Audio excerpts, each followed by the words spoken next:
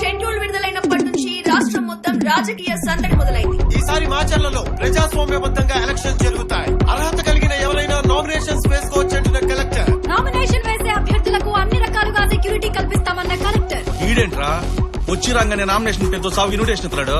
కొత్తగా వచ్చాడు కదా. మాచర్లలో ఎలక్షన్సా? ప్రజాస్వామ్యమా?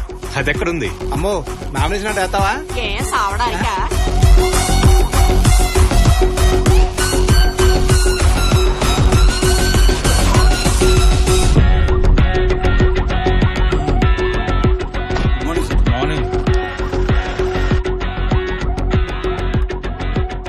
హలో నారాయణ అన్న ఊర్లోకి వచ్చాడు. నామినేషన్ లాస్ట్ రోజు కదా, బయలుదేరి వచ్చాయి. నేను వెంటనే వస్తున్నా. చెప్పండి సార్కి. సరే ఓకే. వచ్చేసారా? ఉన్నారేమో వేస్తారేమో అన్నారుగా. ఈ రోజు లాస్ట్ డే, ఒక్క నామినేషన్ కూడా పడలా. ఇక మీరు వెళ్ళి రిలాక్స్ అవ్వండి. నాకు కాల్ వచ్చింది. రాజప్ప ఇంటికి వెళ్ళి నామినేషన్ పేపర్ మీద సంతకం పెట్టించుకుని వస్తా. మీరు వెళ్ళడం ఏంటి? క్యాండిడేట్ కదా రావాలి. ఆయన రాడు, మనమే వెళ్ళాలి. ఇది రాజప్ప రూల్. రావాలి, ఆఫీస్ కి వచ్చి నామినేషన్ వేయాలి.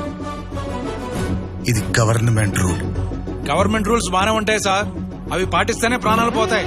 నాకంత ధైర్యం లేదు. మీరు సస్పెండ్ చేసుకుంటారో చేసుకోండి, ఉద్యోగం తీసేస్తారో తీసేయండి, ట్రాన్స్ఫర్ చేసుకుంటారో చేసేయండి. నేను మాత్రం వెళ్తున్నాను అంతే.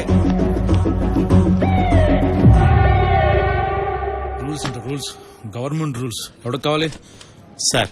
చెప్పు. ప్యూన్ లా కాకుండా ఒక తండ్రిలా చెప్తున్నాను సార్. ఇన్నాళ్ళు మనం రాజప్పకి ఎంత భయపడ్డామో ఇప్పుడు ఈయనకు కూడా మనం అంతే భయపడాలి సార్. ఏంటి మతుండే మాట్లాడుతున్నావా? వీడికి నేను భయపడాలా? 4 రోజులు ఆగు, ఆడైపోతాడు. ఆయన 4 రోజుల్లో పోయే రకం కాదు సార్. వచ్చి రాగానే వేరని కొట్టాడు. ఇన్నేళ్ళు ఎప్పుడేం జరిగిందా? అంతెందుకు సార్, సెంటర్ లో రాజప్పే వార్నింగ్ ఇచ్చినా కూడా లెక్క చేయలేదు. మనం ఎంత సార్?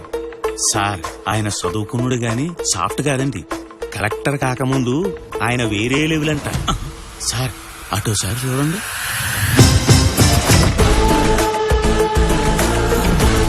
అయ్యి బాబోయ్, టక్ తీసేశారు. తీస్తే ఏంటి ఇప్పుడు?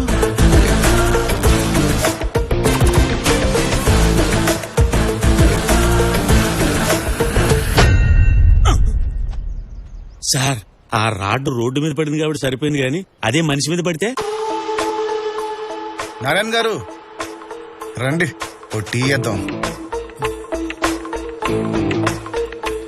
తీసుకోండి సార్. వద్దులేండి సార్. ఫ్రెష్ తీసుకోండి. కూర్చోండి సార్. ఇప్పుడు నాకు ప్రాబ్లం ఉంది. జనరల్ గా నేను కొట్టిన తర్వాతే మాట్లాడతాను. ఆ రాజప్పని రమ్మనండి, చిన్న ట్రీట్ ఇద్దాం. ఫోన్ చేయండి. అది కొంచెం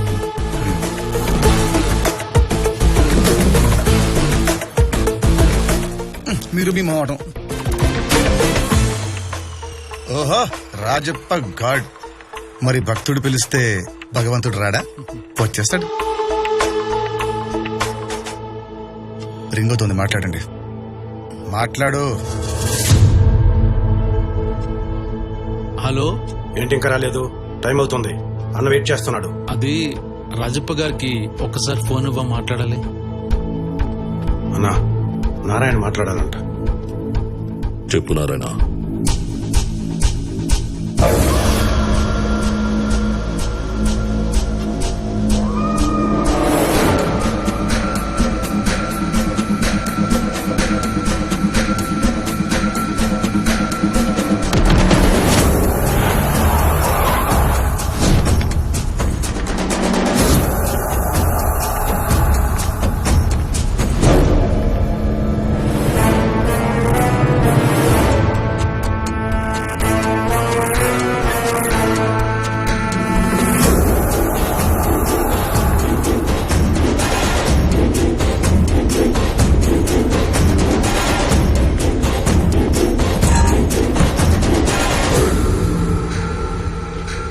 సార్ ఇక్కడ సంతకం.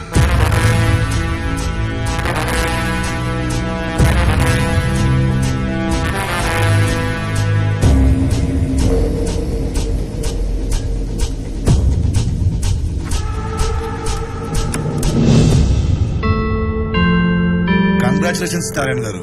మొత్తానికి ఆఫీస్ పిలిపించి నామినేషన్ వేయించారు ఇన్ టైంలో. రాయ్, నువ్వు పుట్టక ముందే నేను అసెంబ్లీలో కడుగు పెట్టా. నన్ను ఆపటం నీ వల్ల ఏమవుతురా? ఎలక్షన్లు అన్నావు, నామినేషన్లు అన్నావు, ఏమైంది?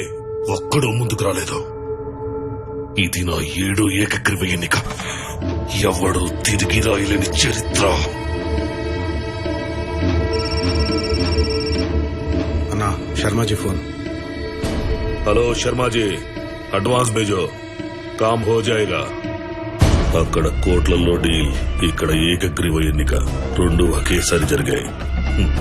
అభి బోల్ రే ముజే కంగ్రాచులేషన్స్.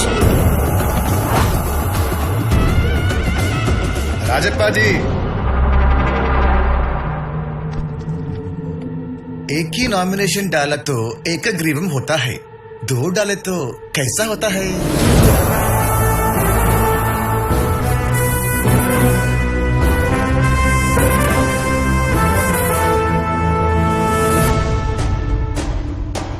उधर देखो जी.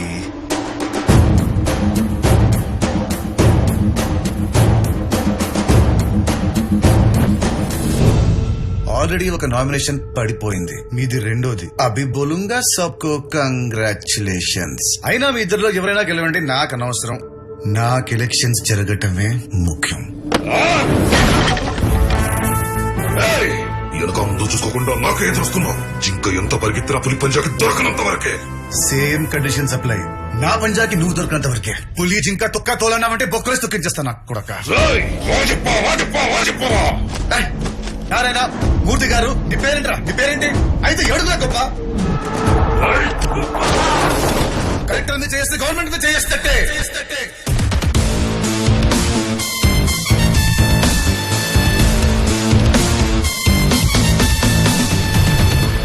చల్.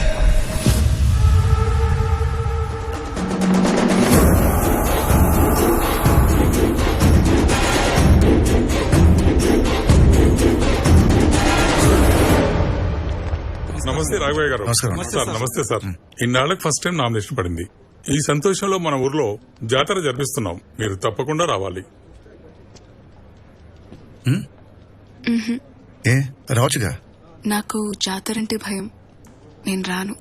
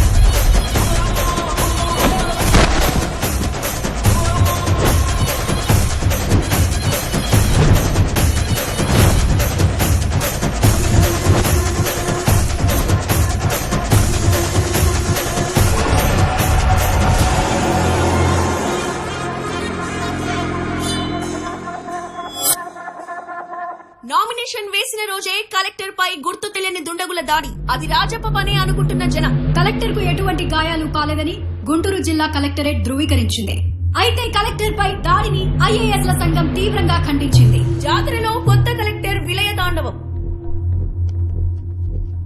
చూసావుగా, ఒక పట్ల లేదు రాజప్ప. ఇప్పుడు చీమ చిటుకమంటే కూడా అందరికి తెలిసిపోతుంది. బెడ్రూమ్ ముచ్చట్లు కూడా టీవీలో టెలికాస్ట్ అవుతున్నాయి. ఈ రాష్ట్రంలో ఉన్న ఏ పార్టీ నీకు ఆపోజిట్ గా క్యాండిడేట్ ని పెట్టదు.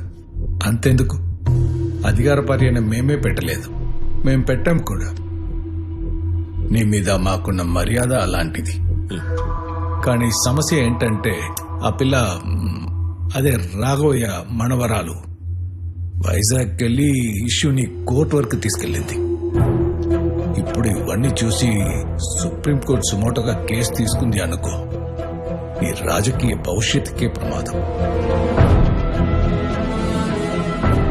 ఒకసారి కోర్టు ఎంటర్ అయితే నేనే కాదు ఎవరు ఏం చేయలేరు.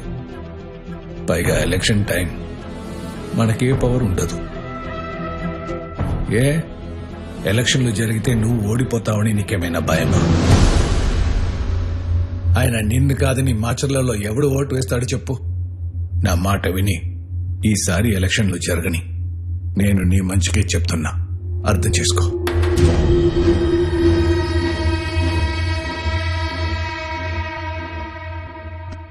నువ్వు చెప్పినట్టే చేశా. రాజపా ఎలక్షన్లకి ఒప్పుకున్నట్టే. అది చాలు సార్, మిగతా అది నేను చూసుకుంటాను. ఎన్నేళ్ళు మేమెవరు అధికారంలో ఉన్నా వాడి అరాచకాల్ని ఆపలేకపోయాం. కానీ నిన్ను చూస్తే ఆపగలవని నమ్మకం కలుగుతుంది. ఏది ఏమైనా అక్కడ ఎలక్షన్లు జరగాలి. దానికి నా సపోర్ట్ నీకు ఎప్పుడూ ఉంటుంది. All the best.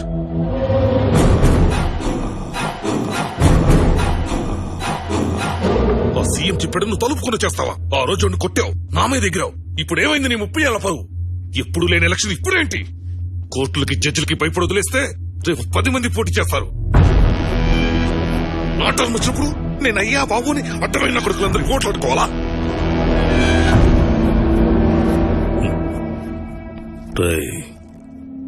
రౌడీజం వేరు, రాజకీయం వేరు. రాజకీయం చేయాలంటే ఇప్పుడేం చేయాలో తెలుసుండాలి. ఈ ఒక్కసారి సీఎం చెప్పింది నమ్ముదాం. తేడా వస్తే మన పద్ధతి మనకుందిగా.